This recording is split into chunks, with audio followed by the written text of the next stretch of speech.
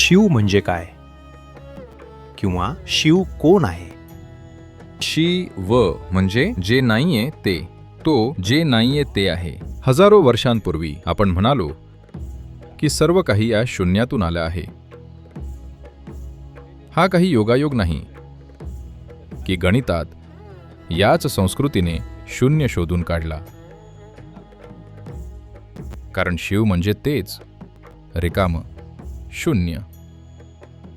आज इतक्या संशोधनानंतर आणि गोष्टींकडे पाहिल्यावर आधुनिक विज्ञान तीच भाषा बोलू लागलं आहे.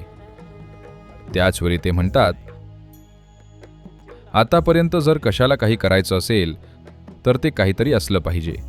ती विद्युत असली पाहिजे, ते इलेक्ट्रोमॅग्नेटिझम असलं पाहिजे, ते काहीतरी असलं पाहिजे, काहीतरी शक्ती, जिथे कोणत्याही प्रकारची शक्ती नाही.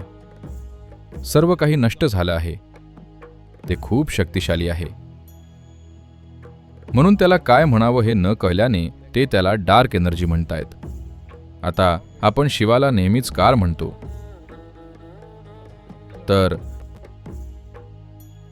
हा असा प्रश्न नाही ज्याचं मी उत्तर देऊ शकेन, पण मी ते प्रक्षेपित करू शकतो.